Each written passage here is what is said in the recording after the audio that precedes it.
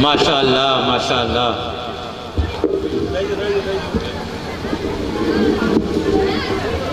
اللہ اللہ خوب ہے صورت ہمارے پیر کی، سنت سرکار ہے سیرت ہمارے پیر کی. ایک اشارے پر کھڑے ہیں سب بسب سارے مرید، نجدیہ تو دیکھ لے عظمت ہمارے پیر کی. نعرہ تکبیر، نعرہ رسالت، حضور پیر و مرشد، بقائی دولہا، بقائی دولہا. نعرہ تکبیر، نعرہ رسالت. کوئی کھڑا نہیں رہے گا، آپ لوگ بیٹھ جائیں. یہ بے ادبی نہ کریں محفل کی، بیٹھ جائیں آپ لوگ، جلدی جلدی بیٹھ جائیں، کوئی کھڑا نہیں رہے گا. اعوذ باللہ من الشیطان الرجیم، بسم اللہ الرحمن الرحیم. آئیے سب سے پہلے ہم اور آپ مدنیوں تاجدار یتیموں بیاؤں کے مساعد سبز گنبد میں آرام فرمانے والے داتا، کالی کملی والے آقا محبوب پروردگار احمد مجتبیٰ جناب محمد مصطفیٰ صلی اللہ علیہ وسلم کی مقدس بارگاہ میں جھوم جھوم کر درود پاک کا نذرانہ پیش کر پڑھیے بلند آواز. اللہم صلی علی سیدنا مولانا محمد باقر وسلم. کتنے سادہ مزاج ہیں ہم لوگ، کتنی سادی سی بات کرتے ہیں. کتنے سادہ مزاج ہیں ہم لوگ، کتنی سادی سی بات کرتے ہیں. ایک بوریا نشین کو ہم سروری کائنات کہتے ہیں، اور پتھر چلانے والوں کو دی ہے دعائے مغفرت. کتنا حسین یا نبی آپ کا انتقام ہے. بے شک سبحان اللہ. حضرات، آج کافی عرصے کے بعد اس گاؤں میں بسلسلہ جشن عید میلاد النبی صلی اللہ علیہ وسلم حاضر ہوا. حالانکہ میں 12-13 دن کے بعد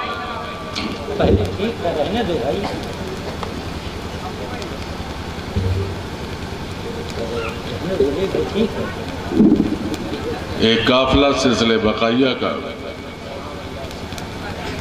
کلیہ شریف، سرین شریف،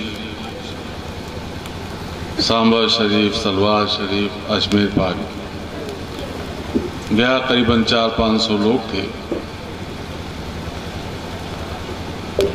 وہاں سے آج میری واپسی ہوئی، اسی میں طبیعت میری خراب ہو گئی، جس کی وجہ سے میں نے انکار کر دیا تھا. میری گھٹنے کی ہمت نہیں پڑ رہی تھی، لیکن یہاں کے نوجوانوں کی محبت اور خصوصی طور پر اعظم مولانا جمال صاحب کی محنت، انہوں نے کئی لمبے سورس لگائے کہ چاہے 10 منٹ کے لیے بھیا آ جائیں. بہرحال اس رب کا احسان کہ اس نے وعدہ خلافی نہیں ہونے دیا اور میں حاضر آ گیا. ماشاءاللہ سبحان اللہ. بولنے کی ہمت تو نہیں ہے، لیکن دعا ہے پاک پروردگار اپنے حبیب کے صدقے میں جن جن لوگوں نے اس محفل کا انعقاد کیا، دامے در میں قدم سخن نے حصہ لیا، ان سب کو اس کا بہتر حاجت عطا فرمائے. آمین ثم آمین. ابھی آپ نے اس منبر رسول سے اللہ اور اللہ کے رسول کا ذکر،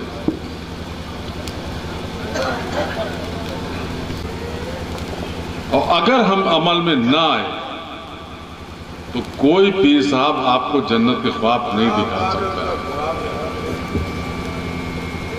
اس کو بہت ذہن میں گاڑ باندھ لیجیے گا. سچا پیر، سچا بزرگ آپ کے تبھی کام آئے گا جب آپ اچھے عمل کے ساتھ اپنے رب کی فرما برداری کرتے ہوئے، رسول کی شریعت پر عمل کرتے ہوئے، سنت مصطفیٰ پر زندگی گزارتے ہوئے جب آپ اپنے پیر کی نسبت میں آئیں گے، تب آپ کا پیر آپ کے لیے وسیلہ بنے گا. اور اگر یہ سوچیے کہ ہمارا پیر ہی ہمارے لیے سب کچھ کر دے گا تو یہ آپ کی بھول ہے. یہ خواب دیکھنا بند کر دیجیے، کیونکہ آج ہماری قوم اسی خواب کے چلتے غرق ہوتی جا رہی ہے. بے شک بے شک. آج لوگ مذاق اڑانے لگے، لوگ تبصرہ کرنے لگے. ہم کہاں جا کر کے کھڑے ہو گئے؟ ہم نے کون سا خواب دیکھا؟ اللہ رب العزت ارشاد فرماتا ہے کہ میرے نبی کے صحابہ جنتی، بے شک سچائی ہے، لیکن وہ صحابہ بھی جب مسجد نبوی کے دروازے پر پہنچتے ہیں تو اشکبار ہو جایا کرتے ہیں، اللہ کی بارگاہ میں جب سجدہ ریز ہوتے ہیں تو آنسوؤں کی جھڑی لگا دیتے ہیں اللہ اللہ کہ اے پاک پروردگار تو ہماری خطاؤں کو معاف فرما دے، جبکہ اللہ رب العزت خود ان کے لیے کہتا ہے کہ میرے نبی کے صحابہ جنتی، بے شک اور ہماری آپ کی تو کوئی بساط ہی نہیں، ہم آپ تو کہیں ٹک ہی نہیں سکتے، ہم کسی بھی بارگاہ سے وابستہ ہو جائیں، کسی بھی خانقاہ میں چلے جائیں، یہ اللہ کے ولی ہمارے لیے پیغام بنے ہیں، بے شک بے شک، اگر ہم اس پیغام پر عمل کرتے ہوئے نہیں جائیں گے تو کسی بارگاہ میں ہماری کوئی سنوائی نہیں ہوگی، بے شک، چاہے آپ غازی پاک کی بارگاہ میں چلے جائیے، چاہے غریب نواز کی بارگاہ میں چلے جائیے، چاہے دہلی شریف کی بارگاہ میں، کسی بھی اللہ کے ولی کی بارگاہ میں چلے جائیے، اگر آپ نے دین پر عمل نہیں کیا ہے تو آپ کے لیے کوئی چیز نہیں ہے۔ آج ہم دھوکہ اپنے آپ کو دیتے ہیں، ہم یہ سوچتے ہیں ہم کسی بزرگ کے مزار پہ جائیں گے، چادر چڑھائیں گے، پھول چڑھائیں گے، زردہ و ملیدے کی منتیں مانگیں گے، ہمارا کام ہو جائے گا، وہاں بھی ہم دھوکہ دے رہے ہیں۔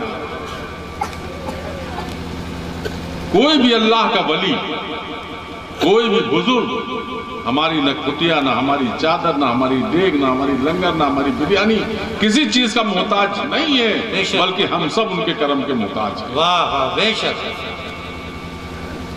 یہ فرما برداری جب ہمارے پاس ہوگی، جب ہم اپنے رب کی فرما برداری کریں گے، جب رسول کی شریعت پر عمل کریں گے، جب سنت مصطفیٰ پر عمل کریں گے اور اس پیغام کے ساتھ کسی بھی اللہ کے ولی کی بارگاہ میں جائیں گے تو بے شک خالی دامن جائیں گے اور بھر کے دامن کو واپس آئیں گے، بے شک، اور پھر اس وقت اگر ہماری حیثیت ایک گلاس پانی کی بھی ہے تو وہ بھی ان کی بارگاہ میں قبول ہو جائے گا۔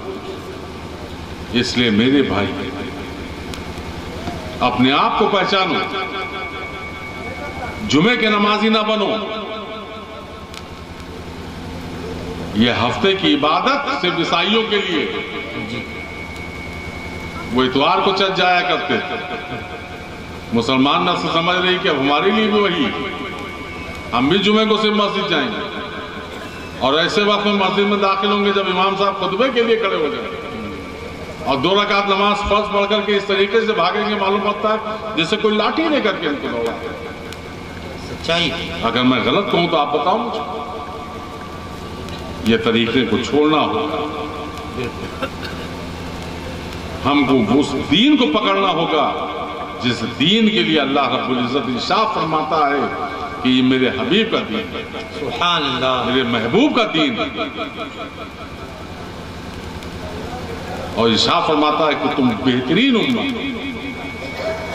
اس دین کے ساتھ اگر ہم رہیں گے تو ہم بہترین امت بنیں گے، اور تب کسی بھی بزرگ سے، کسی بھی اللہ کے ولی کی بارگاہ سے، کسی بھی سچے پیر کی بارگاہ سے ہم وابستہ ہو جائیں گے تو بے شک ہمارے لیے وہ وسیلہ بن جائیں گے اور ہمارے لیے وہ ذریعہ بن جائیں گے۔ بے شک، سبحان اللہ۔ انشاءاللہ آج کے بعد 18 تاریخ کو میں پھر اسی گاؤں میں جناب بھائی قمر الدین کے یہاں آؤں گا، اور تب انشاءاللہ بات مکمل کرنے کی کوشش کروں گا، چونکہ طبیعت ساتھ نہیں دے رہی ہے، اور انشاءاللہ اس میں جو باتیں کرنی ہوں گی انشاءاللہ کرنے کی کوشش